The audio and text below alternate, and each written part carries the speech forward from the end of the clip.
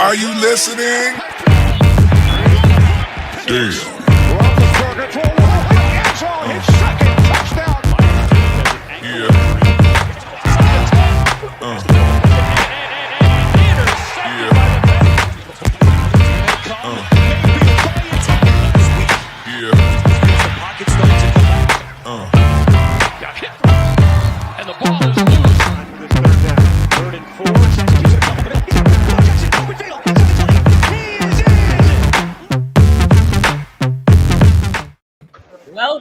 Welcome to another edition of AFC North Talk. Here we have all four panelists. Q on the road. If you follow Q on Twitter, you know what he was doing. By the way, they were great pictures. I mean, good seating for wrestling. Prime And, seats. And before we start, I have to say this. We forgot to mention that the four teams are tied for first. There's only one team that has the tiebreaker. It's the Bengals. The Bengals have the tiebreaker for first because their loss was not against the AFC, their loss against the NFC. Oh, wow. I thought the Browns were in first. No, because the Browns lost to an AFC. The Browns can't be at first. Yeah, Ravens lost to the AFC. If the season ended today, exactly. The Bengals win the division. Yeah, Bengals will be first. just letting you guys know. Anyway, let's get started. This is the first time the Bengals have been in first place since they went 5-0 to start 2018 and then finished the year 6-10 or something like that. Yeah, there you go. I think so. Yeah. We gotta start with the Browns. Hugh, what do you think about this game, man? Yeah, it's going to be an interesting game here, right? Because you don't ever know what to expect out of the Bears defense because on paper, they look fantastic. They have Khalil Mack. They have Eddie Jackson. You know, the Browns do run a similar system to the Rams, so maybe that's going to be something that factors in. Maybe they're just a really aggressive defense and they're going to bite on a lot of those play actions. That's going to be something to look forward to. But, yeah, it's all going to be, I think, defensively and offensively, when the Browns have the ball, that's going to be the matchup of the day, right? That's going to be what's going to win this game or lose this game. If this offense can show up and if this defense for the Bears can not do what they did last week, which is force a bunch of turnovers. So that's going to be the most important part. Defensively for the Browns, look, it's going to be Justin Fields, and I'm not trying to say the one game or the 2 quarters that he did is going to dictate how he's going to play for the rest of his NFL career. But, you know, I will say this. If those are any indication of where he's at in his development, I wouldn't say that he's at a great place. So that's also going to be a concern there, right? Where is Justin Fields in that development? How much further does he have to go? And, will he be able to decipher base defenses? And also, will Joe Woods be more aggressive going up against a rookie, right? The problem for the first 2 weeks, not a lot of blitzing, more so not a lot of disguising, right? You cannot blitz in the NFL. A lot of teams don't blitz in the NFL. But you have to disguise and make them think that you might, right? Like it's like play action. You got to do some of it. You know, the more I think about it, the more I talk about it, the Browns' problems defensively are just a defensive version of the Steelers' problems offensively last year. Predictable. Not enough deception. You know, those are the issues that are persistent with this defense. So is he going to open it up? Is he going to have some more disguises? Is he going to make it a lot more difficult for a rookie quarterback to know what's coming on third down than he has for the first 2 weeks of the season? That's going to be the big question. Realistically, if Justin Fields is going in there, you know, the Bears at home, that's a game you should win. This is another game where it's not really notable if you win. It's only notable if you lose. So, you know, they got to go in there, and if the Browns want to be the team that they talk about being, the team that we think they could be, the team that Browns fans think they could be, and people on the AFC North think they could be, then they have to go out there, win this game, and, you know, move on to next week and continue to win games. Like, that's just the long and short of it.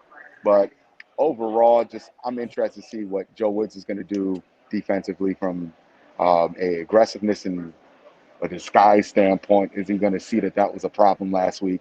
And, you know, offensively, I'm really just interested to see which defensive unit shows up for the Bears, right? Is it going to be the Bears that we think about when we think about the Bears and that defense and the names on that defense? Or is it going to be the Bears that, you know, have showed up more so than not since they have been assembled there?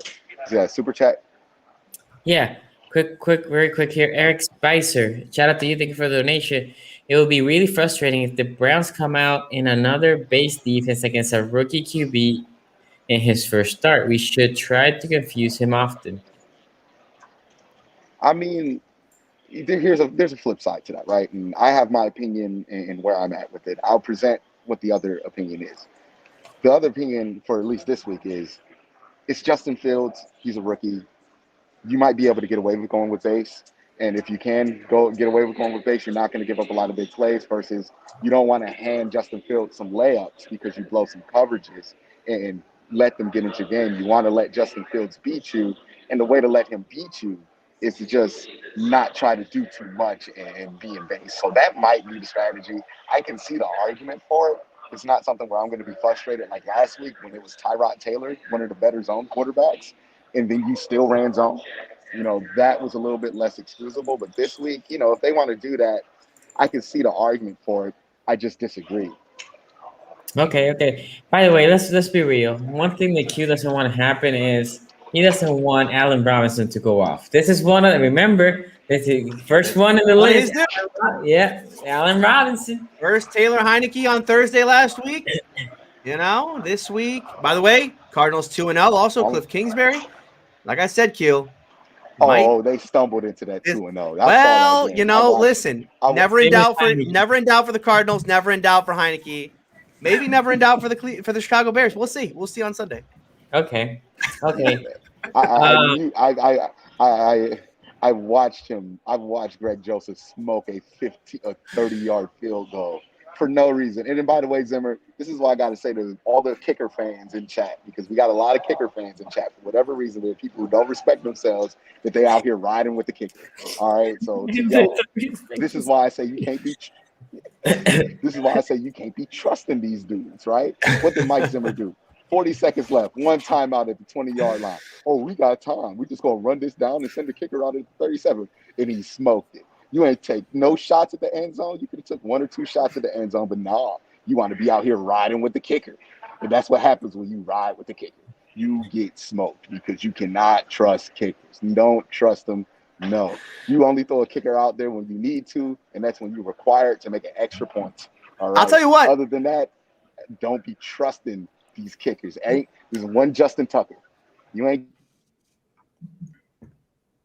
One of the weirdest things that happened in the Steelers game last week, we didn't talk about this though, is the Steelers were down by 9. They had it was 4th down. Tomlin elected to kick a 56-yard field goal in Heinz Field, one of the hardest places to kick. He made it. And he made it. Yes, he did make it. But that was a very, very strange decision. Balls. Oh my goodness! I saw it. It is now the longest kick in Heinz history. Yeah. Let me put another super chat here. Yeah. If OBJ does really well, can you see a unnecessary debate that Baker needs OBJ or Jarvis Landry, but can't play without both? I will jump here and I'll let you guys also answer.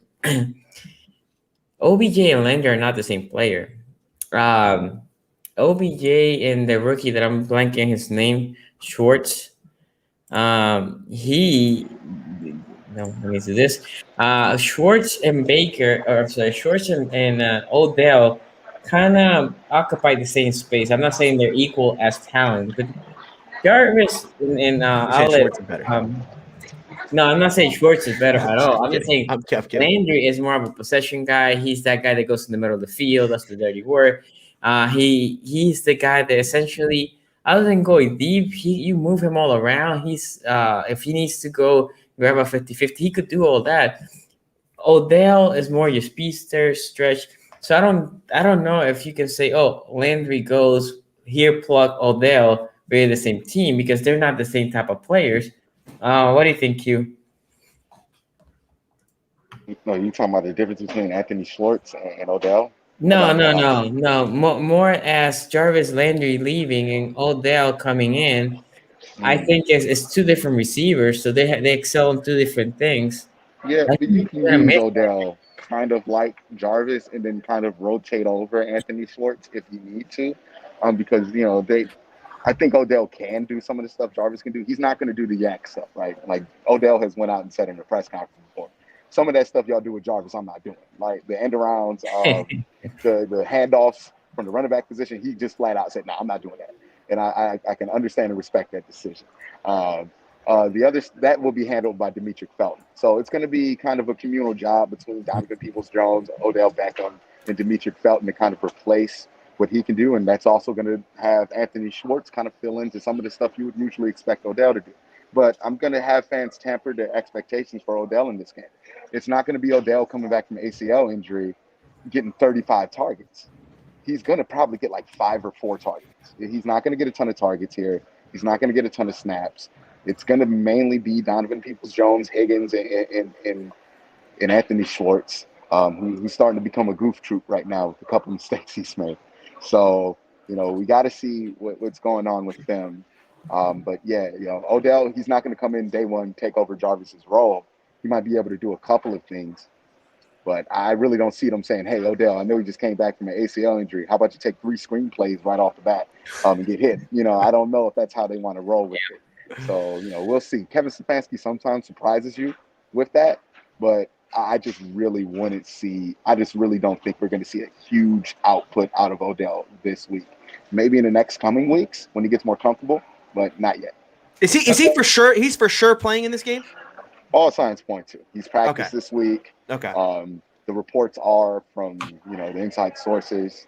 I've been able to have people who have talked to them. So this is third-hand information. Don't say it's gospel. But, it's seeming like week 3 was always the goal with Odell after a certain point in training camp. So, this is the plan. If anything happens, that's an aversion to the plan. Okay, so Ace, what do you think, man?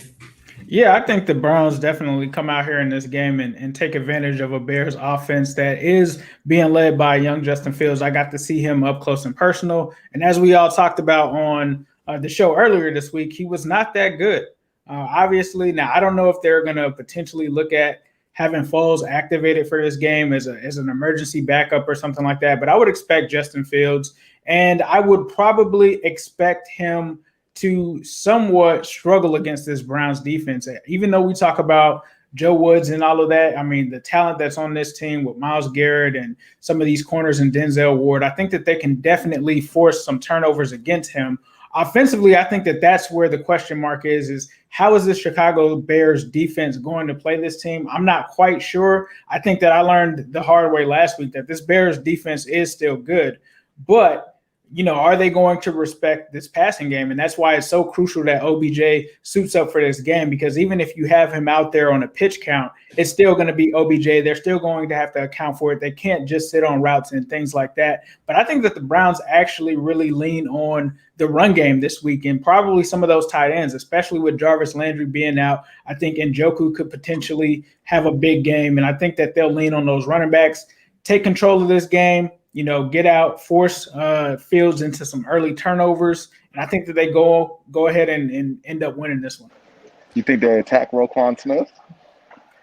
Obviously I wouldn't recommend attacking Roquan Smith, but I think if they have any kind of mismatch opportunity, if it's not Roquan and it's someone else that's on Njoku, I think they go at him. Let me read the super chat here real quick. Rick Atkins says, Woods needs to realize we aren't facing Mahomes, and it's okay to actually blitz a rookie in his first start.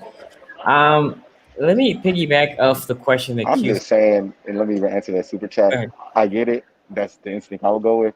But also, he didn't blitz Davis Mills last week, dude. I don't think he's going to blitz Justin Fields this week. Yeah. So I will say this. I will attack Roquan. So, okay, for this game, in my opinion, this is a game that is a battle of the linebackers, to be honest. Usually I say O-line. Trenches. Come on. Trenches is obviously important. State of the brand. But think about this. If the Browns can establish the running game, right? If they can run at Roquan and have a pulling guard take Roquan, right? If they can, obviously, that's part of the trenches. But if they can sustain a good running attack, which I cannot see how they won't, then the game is over. Like if the Browns can sustain a good running attack as they usually do, I think offensively they're going to be very successful because now there's going to be creating problems in the secondary. I think actually Njoku, I think Ace mentioned Njoku. Njoku's going to have a big game, and Hooper, both tight ends. Odell, I think Odell will have a couple of catches, but not a lot of yardage. It's more of a easing up Odell to the game than let's get Odell to have a big game, right? So I think it's going to be the tight ends, and you can see maybe Hollywood Higgins or maybe Schwartz having a couple of catches too. But I think this is a running attack. You're going to push. Since the Ravens ran at Chris Jones, right? And obviously, it's different styles of running back or running attack. But I think that the idea here is make Roquan always think we're going to run at you, and then that's going to set up that play action, and then the passing attack is going to open up. So I think you run well. They have two stellar running backs. Use them. Also, I would not be surprised if they use some running back screens in this game if the Bears get overly aggressive, and then they hit Hunt with some big games. So I have the Browns winning by, I think, at least 10 points. But Tony, what is your? So I'll take them covering. Yeah, yeah, exactly. This is where you guys know I'm taking this kind of gambling angle to these previews because these Vegas lines are interesting, and this one is certainly the most. Yeah. This is the most interesting one. Browns by 7. Browns by 7 at home, which means that Vegas is saying that on a neutral field, the Browns are only 4 points better than a Justin Fields-led Bears team. This one feels like free money. This one's just like, hey, would you like some free money? Here you go. Put money on Browns by 7. Because the math on this is so easy. I mean, this is basic arithmetic, okay? The Browns are averaging 30 points per game. Their offense looks very, very good right now. They're kind of in mid-season form already. And yes, they lose Jarvis Landry, but they're getting back Odell Beckham, even if it is in a limited capacity. And like Sonny talked about, they're hitting their tight ends with regularity. They're starting to make that work. We talked about last year, and even this offseason, how deep that room is in Cleveland. We're starting to see that manifest itself on the field. And then you look at this Bears defense, who, yes, they looked good last week against the Cincinnati Bengals, but in week 1, they played a Sean McVay offense on the road and got lit up badly, and they looked very bad doing so. Now, the Stefanski offense and the McVay offense aren't identical, but they're not dissimilar either. And then you add to that the fact that we saw Justin Fields last week and he was, as we talked about on Tuesday's show, very, very, I mean, this was we were all apologizing to Matt Nagy because we had mocked him so much. And then we saw Justin Fields and went, okay, nope, you're right. Yep. Maybe Andy Dalton. It'll be just fine while we wait this thing out. I mean, Justin Fields had all he could manage in that game were 2 field goal drives. And I use air quotes saying drives because on those 2 drives, they went 36 total yards between the 2 field goal drives. Justin Fields managed 36 total yards. Justin Fields actually had a lower QBR than he did yards per attempt. His yards per attempt was 4.6. His yards per attempt, let me say that again. His yards per attempt was 4.6. He had a 4 QBR. Okay. Justin Fields was very bad. And now his first start is going to come on the road in Cleveland. And you mean to tell me that the Browns aren't a double-digit favorite in this football game? Vegas knows something we don't. That's what I've had to kind of reevaluate. Because again, the simple math here, the simple arithmetic, I mean, this is an easy Browns by 20 type game. Because Bears O-line is not that great either, right? So you can expect Cleveland's edges to go hunting in that game.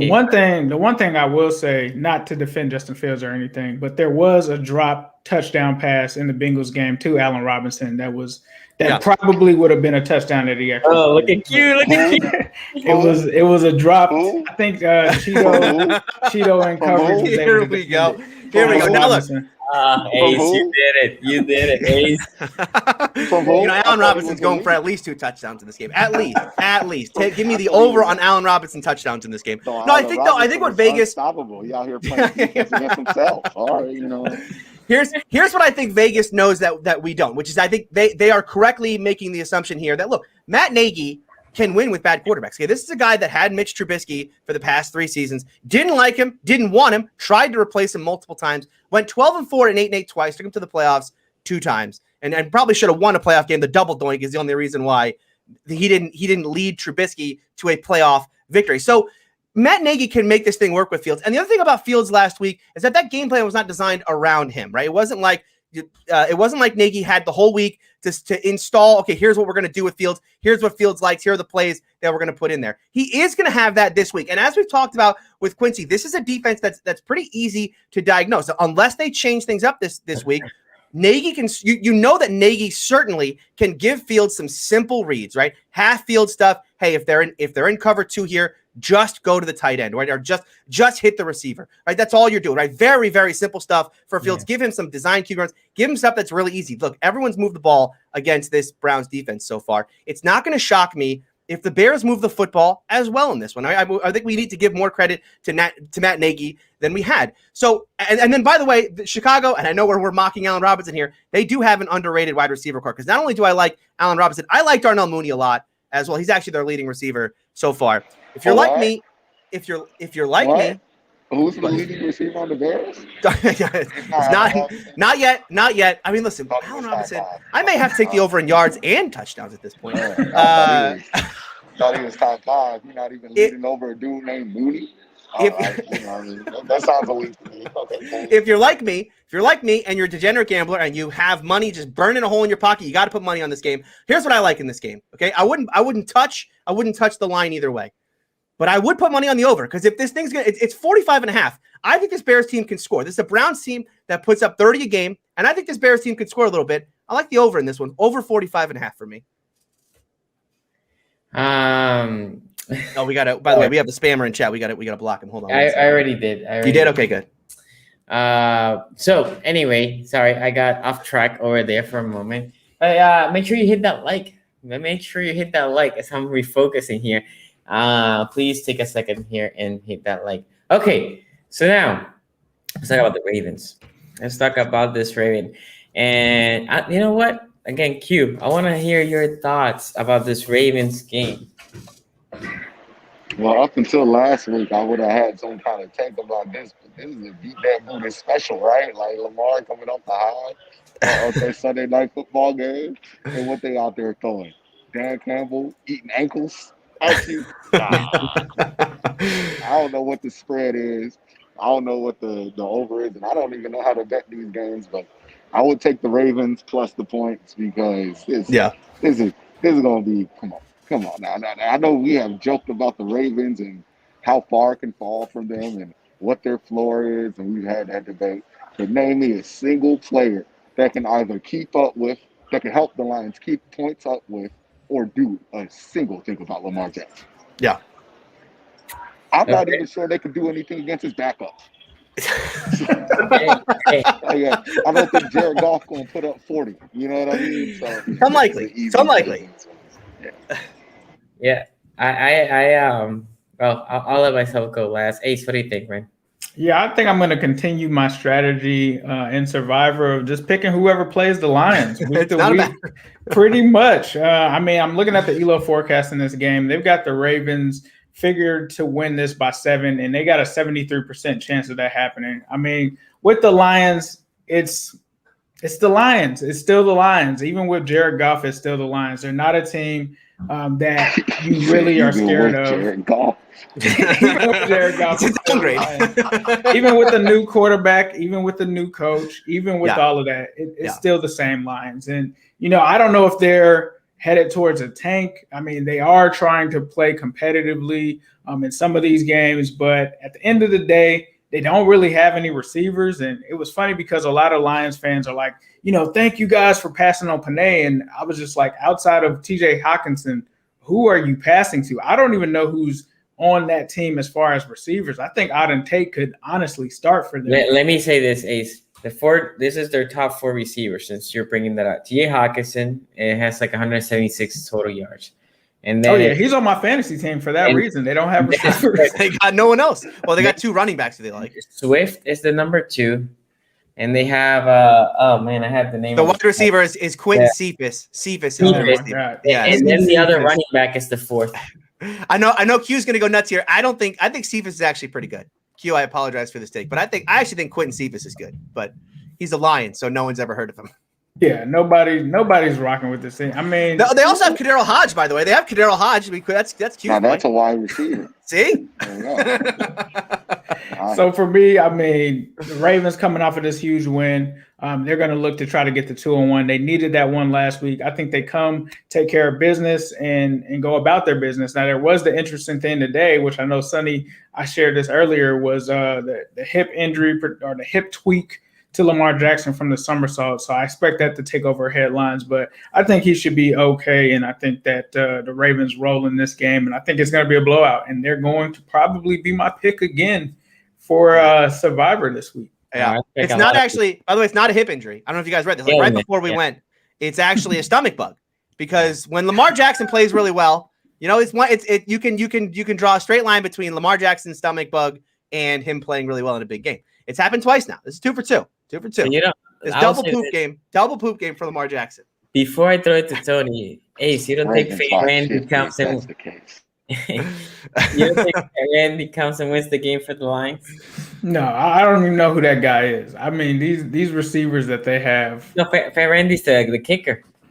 Oh, Fat Randy. Oh, yeah, Fat Randy's on the Lions. Oh, yeah, Fat Randy. I saw him shank one last week. So, yeah, I would love to see him go out there and try to get one. He's been on like 2 or 3 teams since the Bengals. He was on the Titans. Yeah, he's been all over the place. No. Fat Randy's not on the team. It's Austin Seibert. Seibert's on the Lions. At one point, both were on the Lions, I think. Yeah. Yeah. Oh, that's Q's boy. Yeah, that's exactly. That's Q's boy. No, I remember watching the Lions and seeing Austin Seibert out there, asking why people still ask him to kick footballs. And people are like, he's good. And then somebody quoted me a stat where he was 80%. Yeah, that's real good, bro. 80% for a kicker, not great. Not ideal. Not ideal. No. They thinking like it's basketball. You know what I mean? Yeah. Okay, Tony, what do you think? What do you think of this game? What is the line? The line is Lions by 8. Or Lions by 8. Ravens by 8. This is it's in Detroit. That's why it's not higher. This one is the Lions are trash. The Lions are, and I know that they had the fake first half. The Lions have had 2 fake halves this year. You know, you look at their week 1 game. It's like, wow, they played a really close game back and forth with the Niners. Yeah, but no, that game was the week 1 game against the Niners was 31-10 at halftime. Okay, the Niners were killing them at halftime. And then, the Lions kind of made it fake close there at the end. And in this Monday night game, look, I don't know what's going on with the Packers defense. The Packers defense is not very good. And they gave up a bunch of yards and points in the first half. But the second half of that game, Aaron Rodgers took over and Jared Goff came out to play. There's no chance. I mean, this is the easiest. This one is like the simple math. This one definitely checks out. I mean, the Lions are a very, very bad football team. The only thing you have to watch for if you're a Ravens fan, I guess, is like a letdown game, because you're coming off of a huge win over Kansas City. That maybe this one's a little closer than it should be, but like there's no chance for the Lions. They're the Lions. Like you guys have all talked about. I mean, in chat right now, can anyone name? We've named Quentin Cephas. Does anyone even know another wide receiver on this team? Can anyone in chat? Can anyone on this show right now name another wide receiver on the Detroit Lions right now? They don't throw it to them. Majority of people watching Lions games will be the opposing team, people who own TJ Hawkinson, and that's pretty much it. Yeah, TJ Hawkins is a legit linebacker. I'm sorry, tight end though. He is. Yeah. He's getting good. But that's about all they got. I mean, then I like DeAndre Swift, but DeAndre Swift can't stay healthy. There you go. Somebody named St. Brown. Go ahead. Yeah. Amron St. Brown. Yeah, he's the rookie that they took. Yep. Yeah, they suck. No, they're not good. They're not good. They're the get right game. If it's on purpose. They're the get right game for everybody. They're the homecoming team. You might be able to rest the starters in you know what I mean? Like, yeah. Like I know everybody was telling me the Texans was like Tulane. I'm like, nah. That's the Lions, baby. That's Tulane. Even if you lose that game, it don't hurt you nothing. Yeah, that is okay. So let me say this. I don't want to break this game down because as Tony said, I think it's gonna be a blowout. Like when I went back and I was like matchup to matchup, is there any matchup? Because usually you can say even if your team is way better than the other team, you can say here's a matchup where the other team can potentially, right? Like maybe. I couldn't. Like I'm struggling here. There's the only thing I said that the Ravens need to make sure is this is a game. I feel dirty saying this because this is another game that I say linebackers. for both teams because they throw so much to the running back that this is a game that Queen needs to be on point. He can't be missed tackling. He needs to make sure the running back comes, he takes down the running back. But other than that, I mean, well, I don't know what to say. I mean, and again, if you want to see my full details, it's in my channel. But my main thing with this game is this is a game that in the fourth quarter, you should see number 2, as Quincy likes to call him. You should see Hunley playing in this game, right? Ravens. Should Lamar switch his number to 2? No. He only wears 2, by the way. Just because if you like, look, I'm just asking questions. By the way, Tyler Huntley only wears 2 because if you crunch that jersey down a little bit, it looks like 8. Like his whole game. It's just like I'm gonna do my best to make everybody think I'm Lamar. Like this. They look similar. They have the same haircut. They wear the same gear. They wear the same helmet. Yeah. They wear the same undershirt. That man is catfishing. People, report from your local bars in Baltimore. Is there a man telling you he's Lamar Jackson that is not Lamar Jackson? Because it's Tyler Huntley. I promise you, that man is catfishing. I know the type. Ace, you've been to an HBCU. You definitely know the type with somebody out there catfishing. Ain't got no respect for themselves, so they out here catfishing. Yeah, he's catfishing. Oh man. Okay. Well, again, this should be a game in the fourth quarter. You see the backup for the Ravens because the Ravens have back-to-back road games. The next 3 games are on the road, so definitely rest should be needed as they go on this road trip journey. Okay, I did this wrong, but I'm going to start again with Q while I go and pull the graph from the AFC North talk because we did poll who the fans thought they were going to win this game. And right now, let me do this. Talking about Bengals Steelers, by the way, the marquee matchup of the week. Bengals travel to Heinz Field, 2 1-1 teams, battle for the AFC North. Interesting matchup this week. This is the votes. This is what Bengals the Nation. Bengals showing up in the polls again. Look at that. Mail-in voting, baby. You know what I mean? Q, what do you think about this game, man? Yeah. I mean, we kind of saw the Bengals have issues with pressure last week. I don't know how that's not a problem this week. So that's going to be something. Like TJ Watt, is TJ Watt playing? I know he didn't play for most of the game last week. Yeah, so he's been limited in practice all week, but he is there. The word on the street is he is likely to play. Yeah. Yeah, and the biggest problem with the Bengals, right? We've talked about their edges. Their edges haven't been awful. It's their interior that's been a little bit leaky. And you're going against one of the better interiors in football right now. I mean, I don't know who's going to be healthy for them, but they always seem to step up for the Steelers. And they blitz Cam's ready from the inside. Yeah, so and Cam, he's leading the league in pressures right now. So, yeah, that's going to be an issue. And once you can, the one thing I think didn't go talked about last week when we were talking about the Bengals and the 3 interceptions for Joe Burrow was the fact that this offense that has so many wide receivers, so many weapons, held to 3 points for most of the game. Really held to no points. I think the field goal came in the second half, right? If I'm not, that's correct. Me if I'm wrong there. No, but that's right. Yeah. So when the biggest thing in football, right? If you get behind the sticks, it's very hard to sustain drives. And the Steelers, I feel like, are going to consistently be able to get the Bengals behind the sticks. We know once you get that situation to happen, Joe Burrow might try to force things to happen. That's when he gets into interceptions. And that's when the Bengals, that's when they have their issues. Now, defensively, I think the Bengals are going to be able to keep themselves in this game. This is going to be one of those 0-0 games up until the third quarter because I don't think anybody's going to really be able to do much of anything. But I do think that the Steelers are probably going to edge this one out because I foresee the Steelers being able to turn the ball over against the Bengals a little bit more than I think the Bengals can vice versa. Even though they're going up against big men, and we know what big men be doing with the ball nowadays. So, this is a toss-up, to be honest with you. Low-scoring game. I think probably a 10-3 victory for the Steelers. Ooh, yeah, ugly. 10-3. I'll give the Steelers the victory since they're at home.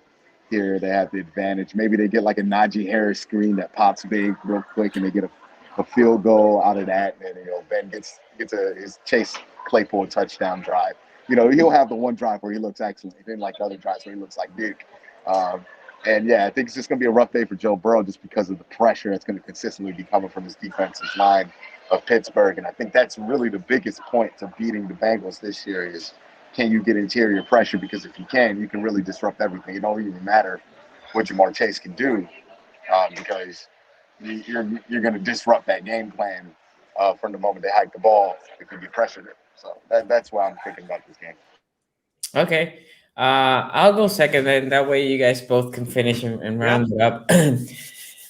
I think Q's here on point. I said in the other two games, linebackers, this is a trenches game. Talk about trenches.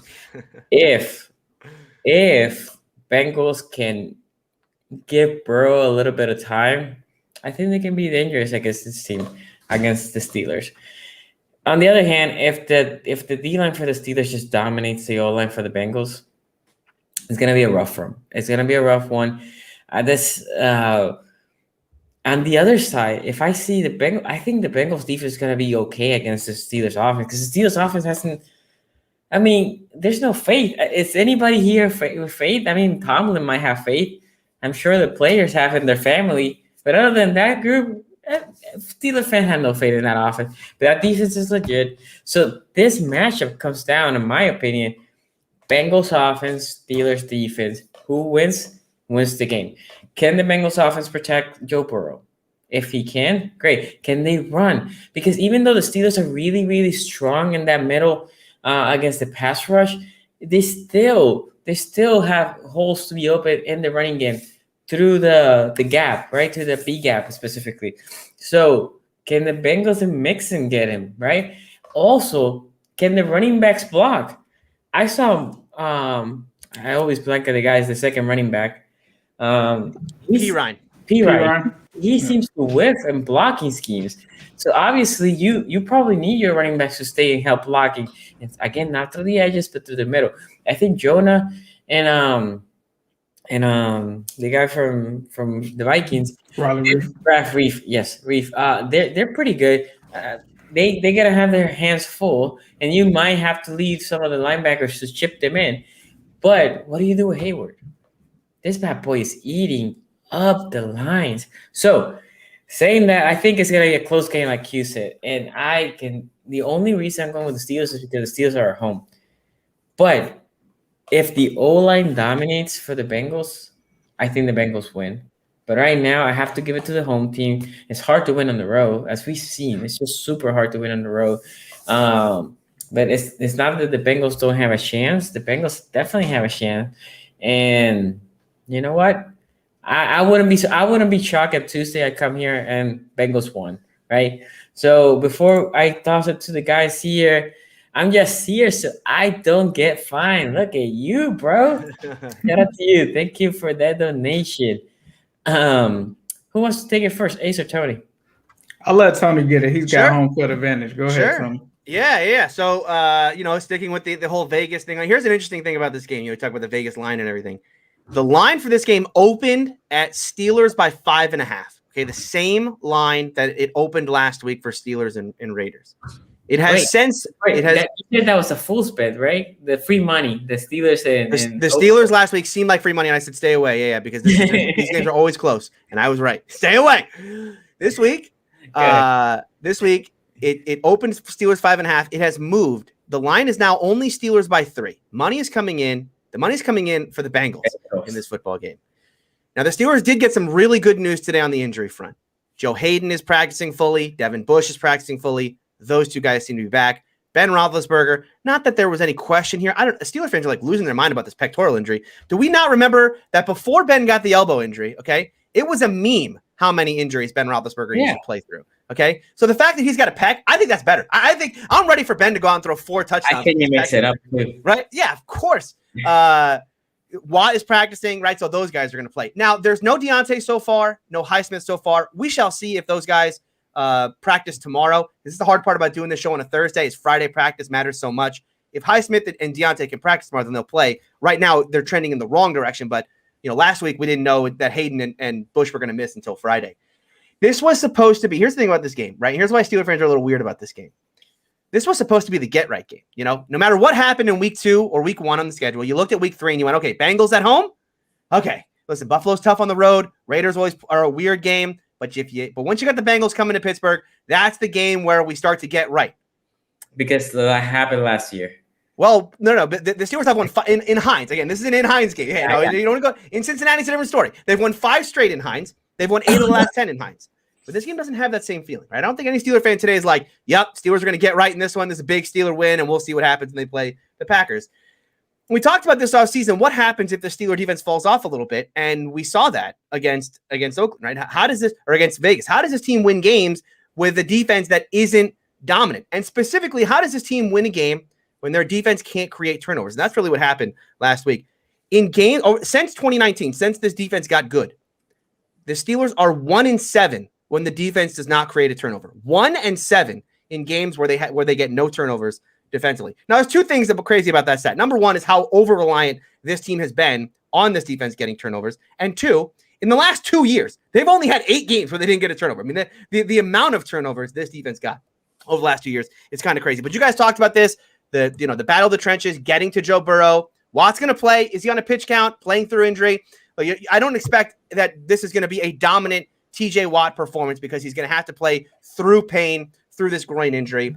It's going to mean that the Steelers are going to have to do a better job of scheming up pressure. I showed this on that film on Tuesday, right? Talked about how the Steelers do a very good job of scheming up pressure, getting guys free. They do that a lot, right? That's why Vince Williams had 8 sacks a couple of years ago, right? Mike Hilton was the leading sack guy among all corners for the past couple of years. And you look at the Bengals, and this is where they struggle, right? They really do struggle in pass protection, in figuring out where the blitz is coming from, and too many times there's open rushers for them. So this is going to be a big key to the game. The other big key to the game, though, is are the Steelers even going to blitz? I mean, sometimes the Steelers get into a game like this with a young quarterback, and they feel like, hey, we're just going to sit back. We're going to try and confuse him with 8 defenders.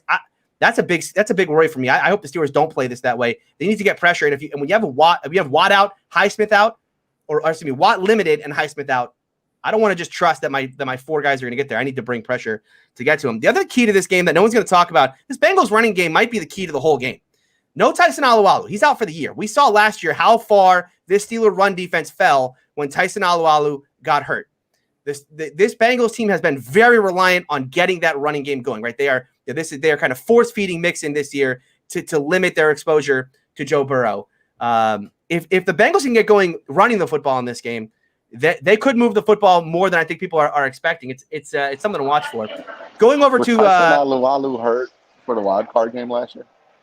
Well, he was playing through an MCL. He was playing through an MCL at the end of last year. So technically yes, although he did play in the football game. I mean, the run game looked pretty good. The run game was no. That's what I'm saying. Like if you look at the charting after Alualu hurt his MCL, even when he came back, I mean the run defense was never the same last year. So yeah, losing him is bad. Now going to the Steelers offense for a second, they're not where they need to be. But I'm going to argue this. I'm going to argue this today, Steeler fans. I don't think this offense is as bad as Steeler fans thinks it is.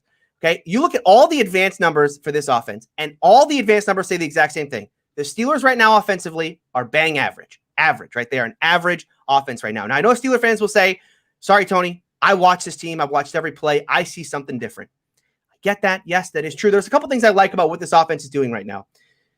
They're hitting the deep ball. They're trying to hit the deep ball, and they are hitting the deep ball with far more regularity than they did a year ago. Chase Claypool, Deontay Johnson down the football field.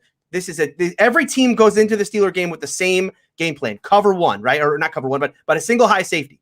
Right? We're gonna play everything tight underneath, and we're gonna leave a single high to challenge Ben Roethlisberger to beat them down the field. They understand this team understands that they have to be better down the football field. If Chase Claypool can turn these 50-50 balls into 75-25 balls, this game's going to be over very, very early. I mean, if they can start hitting those plays down the football field, it's going to open everything up underneath.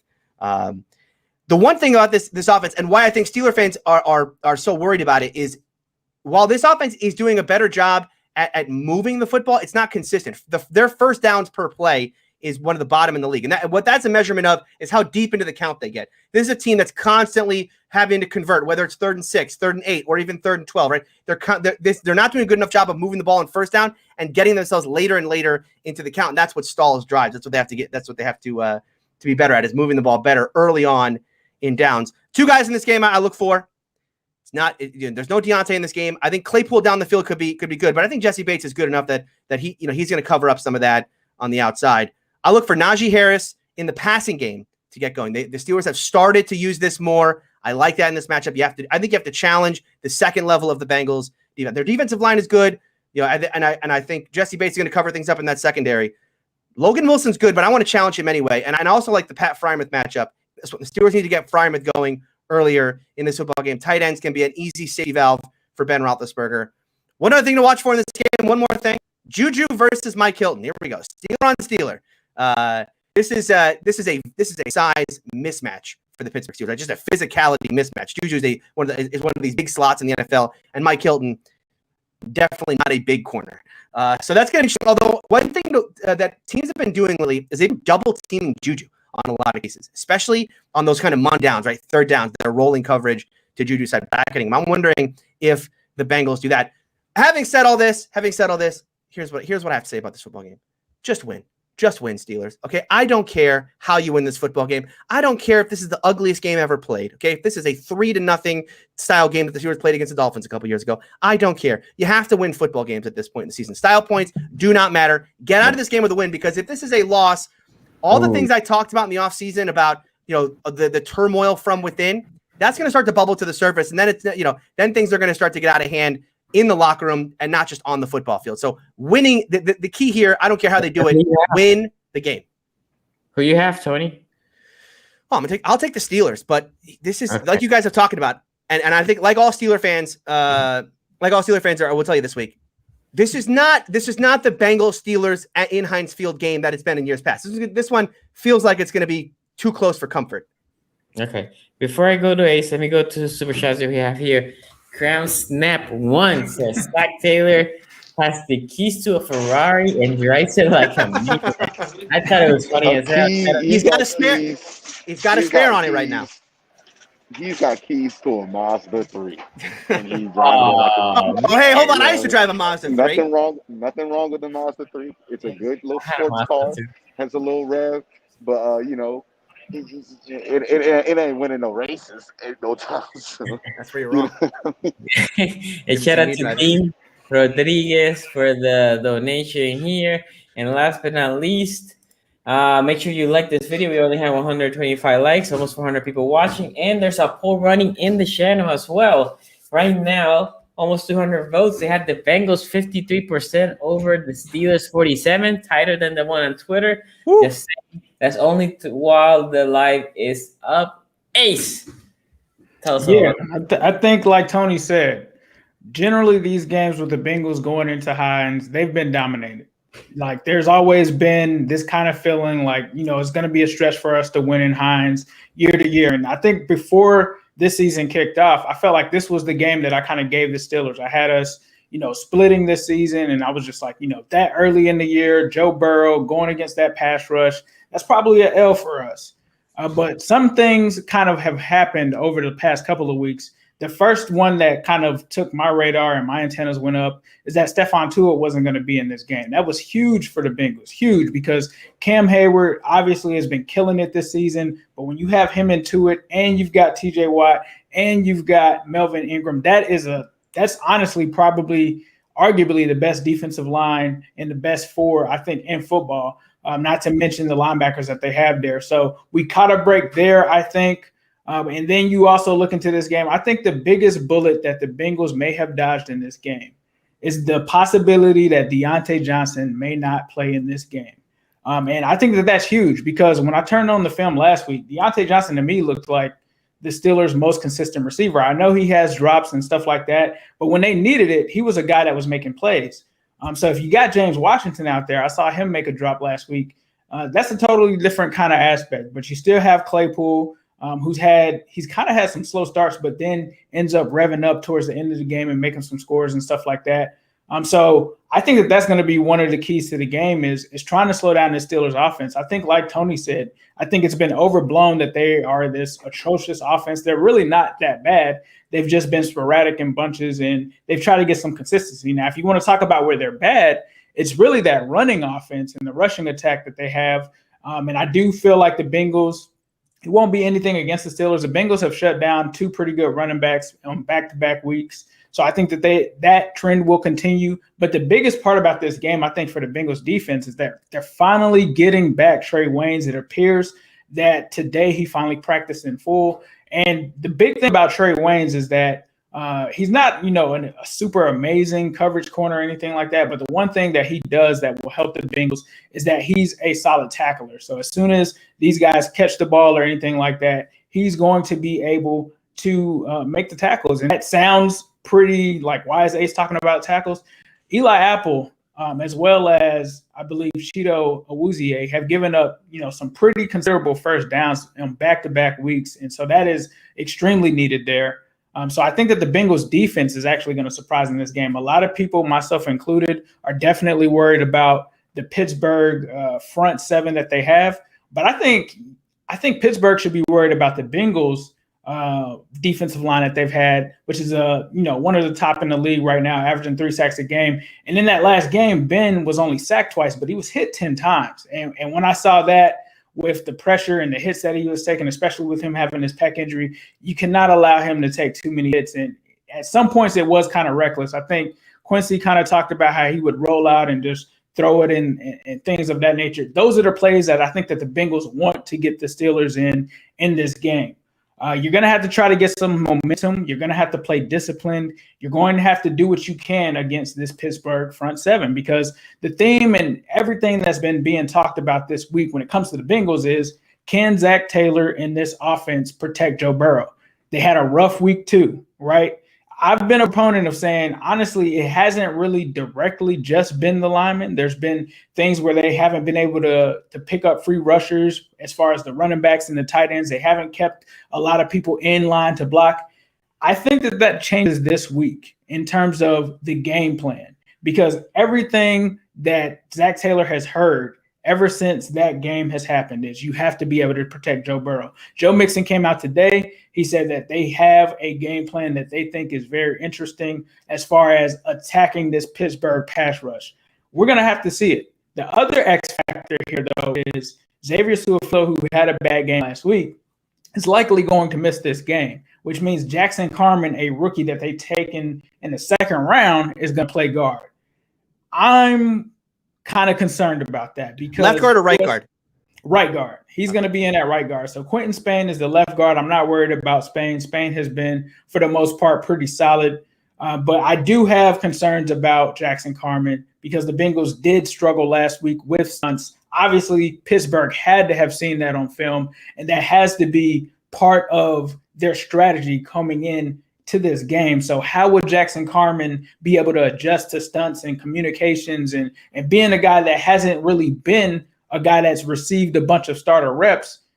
Is he going to be able to rise to the occasion? I think he's the X factor for this line. I honestly, truly think that you've got to circle in on TJ Watt and try to isolate him. TJ Watt might get a sack. That's going to happen, right? But you can't let him get 2 sacks, 3 sacks, or anything like that. That is what the Bengals are going to have to limit in this game. And I think one of the ways that they also do it is, as Tony talked about earlier, is running the ball. They're going to have to run the ball in this game, especially to protect Burrow and make sure that they keep them honest, especially on play action pass. You have to establish that run game in order to get guys to bite on that.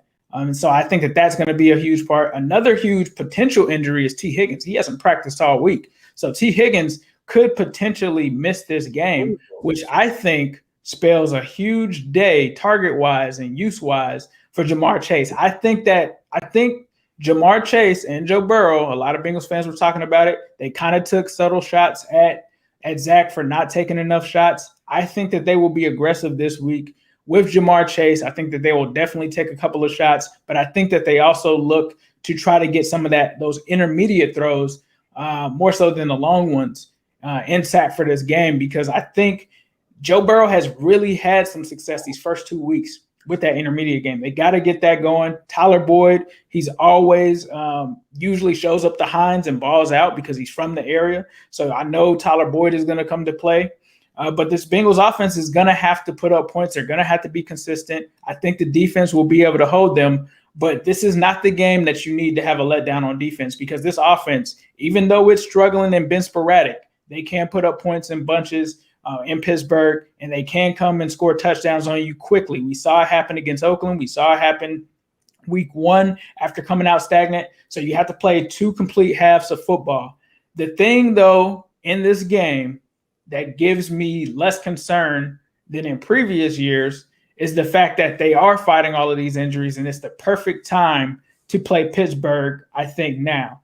And this is also an important game. The other X factor is, with everyone being tied for first place right now, even though the Bengals have that tiebreaker, you need this divisional game to act as your second tiebreaker in order to really get that lead, because after them, you have a Jaguars team coming in, and you could potentially, put yourself and establish yourself with some sort of lead in this division. And so with that said, I think that Joe Burrow is going to come out. I think he's going to play angry.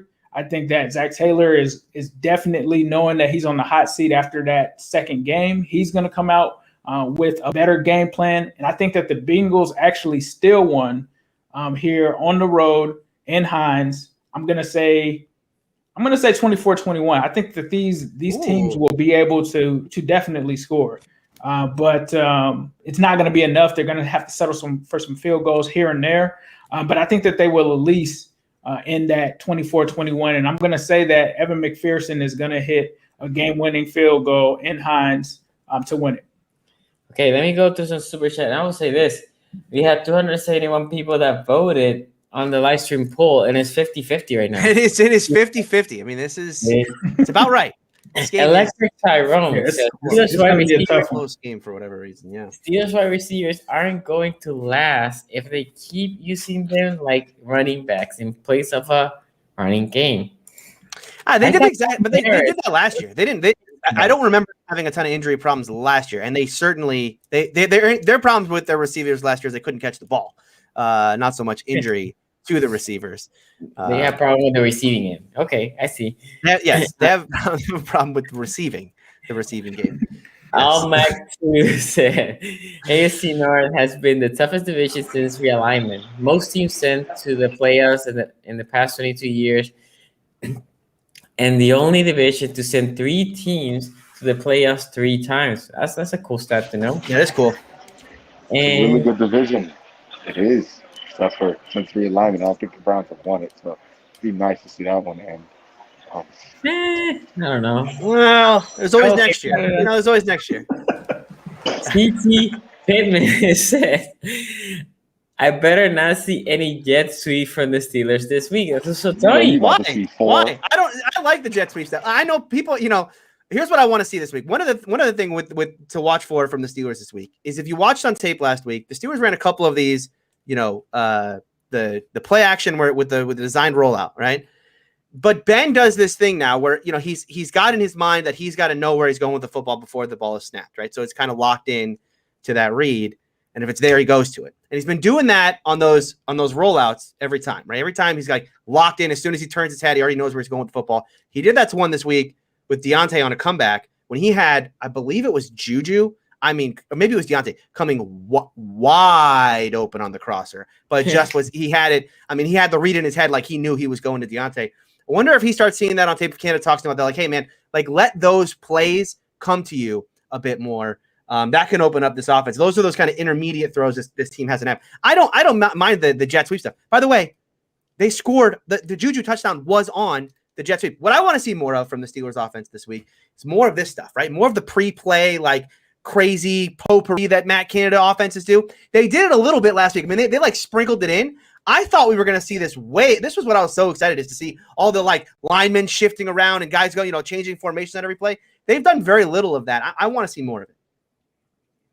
Okay, so Q, you have a fan here asking, wonder if Q traveling to get a quality sound system after the past few weeks with the Xbox audio. I may have thought of the audio. Look, man, the quirks have been worked out at the home studio that were existed there the last time I did AFC North Talk from there. So we're gonna be all right. Turned out that I'm not gonna say why the mic wasn't working, but it's a far less impressive reason than I would like to admit. Yeah, you got to plug it in all the way. No, it wasn't that bad. Well, it's the software version of that. apparently the driver had reset all of the sound bars, the levels. So anywhere you plugged in the amplifier, it would tell the computer to be on 0. So I'm like, why is it not recorded sound? Turned out it was set on 0. Sure, you got it. Yeah, I bought a Mac Mini, and I was about to buy a new amplifier because it was just resetting to 0. I would say this, guys. The poll, as we're closing this episode, over 300 votes, and again, this is only on the live stream. 51-49 Bengals. So Twitter has the Bengals. The poll live has the Bengals. Ace has the Bengals. The rest of the three of us have conservatively picked the Steelers, but thinking for our life choices on this pick. It's probably going to be a close game. I mean, listen, every Steeler fan knows this is going to be a close game in the fourth quarter. We're all going to be like, pounding. Our hearts are going to be going nuts in the fourth quarter. It's a 4 o'clock. No, it's a 1 o'clock game. Okay, so it's a 1 o'clock game, and if you're not in Pittsburgh or Cincinnati, you're gonna have a hard time seeing it. If you saw the NFL map, it's very limited where they're actually showing this game too. So Sunday ticket to baby. I'll be watching it. Nah, because the Browns are playing at the same time, so I can't put 2 games on at once unless I could flip. I'll flip. You know what I mean? I'll flip and check it out. Appreciate that. Sure. I believe the Ravens and Lions are at the same time. You don't need to. No one needs to see that. No one needs to see that. Oh my goodness. I'm watching it. Ace, I know you go hard for Frontier. My flight's been delayed like 5 hours. Bro. Like it keeps moving back. Oh my goodness. 5 hours? Yeah, it was supposed to leave at 5. It's now leaving at 9:22. Might as well give you a hotel. Oh boy. I hope it doesn't get canceled. This happened to me. With Spirit a couple. Time they pushed it back. I'm feeling like I'm about to get it canceled, and I hope they comp me that hotel because I'm in New York. It ain't cheap. Yeah. Oh man, sorry to hear that, Q. Yeah, man. Oh well. My boys just should have flew. They might Frontier. Like I know what it is. It's because the CEO of Frontier is a Bengals fan, and he knew that Quincy would be flying back today. There you go. He's heard all the slander this offseason. There you go. Delta. All my tax dollars go there.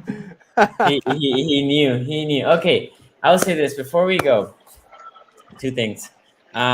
Make sure you subscribe, hit the bell. All our channels, our Twitter. Again, that's where we put a lot of polling. We appreciate we made to 800 followers on Twitter. Obviously, we're at 5.2K on YouTube. Second, if you're one of the 34 people, they are still in the Survivor League. All 4 of us are. Make sure you make the pick because a couple people striked out last week because they didn't make the pick. Yeah. Get So your picks in. I like the Manscaped Steelers is this week. Thursday night Easy game, win for the by the Steelers way. this week. Take the Steelers this week. Let's go, Steeler fans. Let's all. You know what? I'm taking the Steelers. This is how confident I am. Go ahead. I'm Double taking whammy. the Pittsburgh Double Steelers whammy. in my Survivor pool. And every Thursday Steeler fan in the chat night today, game. you're still in it. Let's do this, okay? The Steelers need this win. We can't lose this one. We got to change the vibes. Positive vibes only. Steelers with the win Survivor pool. Every single Steelers Who's the fan, Thursday go night pick the game, Steelers by the way? right now. Who the Thursday? Panthers and Texans? Texans, yeah. I'm gonna have to watch that garbage game. This is one you may. This is the Thursday to skip. Yeah. Well, yeah, I got no choice. What else am I gonna watch? This is a Call of Go Duty that night for me. This one I'm Yes. going. I'm playing Warzone tonight. 2K22 night for me. Yeah. So this is when Tony is There's going no to Warzone on screenshot the his pick. iPad, bro. Tony's I'll be gonna screenshotting here in a second. Yeah. and put it on Twitter like he did. So shout out to Tony. He did it for Heineke, for his boy Heineke. So Never in it's doubt. back-to-back weeks. So, but anyway, make sure that's you actually a smart move because, like, when else are you going to pick the Washington football team to? I would to pick him win a every week. game? Now, as long as they're starting Heineke Q, I would pick him every week if the Survivor pool let me. Tony, man, you really got more going on for yourself right now in life. To have no respect for yourself like this. Like you got too much going on for you to just not be respectful. Heineke Hive is strong. Q, listen. Heineke Hive. You'll see. I'll let Listen. Tony read this one. The only quarterback that almost beat Brady in the playoffs last year. That is All the true. way. That is true. Tony, can you read that super Almost chat? beat Brady. Yeah, Misfit Culture TV. Appreciate the $5 super chat. He says, "Let's go, Taylor Heineke." Hashtag the almost Brady Slayer. That's what his name is to me. The Who they? almost And Brady who Slayer. they? I thought he was a Browns fan. Let's You a get it. Bengals fan? Wait, I thought he was a I'm still Browns holding fan. back. Listen, you just lost He's all a, listen. your self-respect. Nah, he's a big defense. He Defense said back. the powers of Ohio will unite against Pittsburgh. That's what he's saying. That's what I'm about. I'm with Look, that. I would take Pittsburgh over Taylor Heineke any day of the week because I just want this to die. I'm tired of y'all. Every time a quarterback has one good game, y'all want us to come out here and start a high for him. All right, Look. we just killed the Gardner Minshew one, and y'all gonna come out here with this Taylor Heineke stuff. Heineke. All right, Can't be stopped. Hey. Unstoppable. named after the worst beer. You Look get a at this. Heineken at the bar, you're like, damn, they ain't got nothing else. And this is that man's last name. Look at this. Every time Allen Robinson makes a catch this week, just think about Q. Just think about Q. If he scores a touchdown, you just know the Q's there hating life. If he scored a touchdown, I'm not going to be impressed. I didn't see who scored touchdowns last week against the Browns. Was anybody impressive other than I don't even Brandon know. Cooks? Mischief says that was for A's, but it's always dog check Q. Nah, you out here saying who they, out here repping who they, out here repping Taylor Heineke. You can stay with Ace. Y'all can kick it there and watch Tyler Heineke games. All Kick y'all you out of the want. town. Yeah. Come out here rocking a Taylor Heineke. See, this is that nonsense that ends up having Tyler Heineke be on the Browns, and then now I got to cover. See, this is what I'm not trying to see. I'm not He will trying be to see him Baker's on no team. backup soon. No, I'm not trying to see none of that. I'm not trying to have to seriously talk about Tyler Heineke. Let him throw 5 interceptions and then bounce out. Until he loses, and that won't happen, by the way. We're going to be talking. Until he loses, he's famous for losing. He's famous for only almost game you know winning. about All right, Tyler he's Heineke famous for is the one he almost lost. winning. Get it right. Lost. Okay, guys. Well, thank you everybody for watching. Poll 50-48. That was the final before we left. Take care, y'all. Be safe. Enjoy the games. Go Ravens. Have you ever Are you listening? Damn.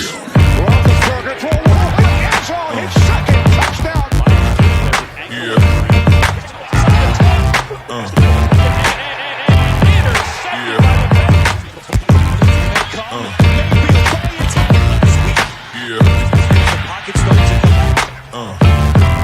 Yeah.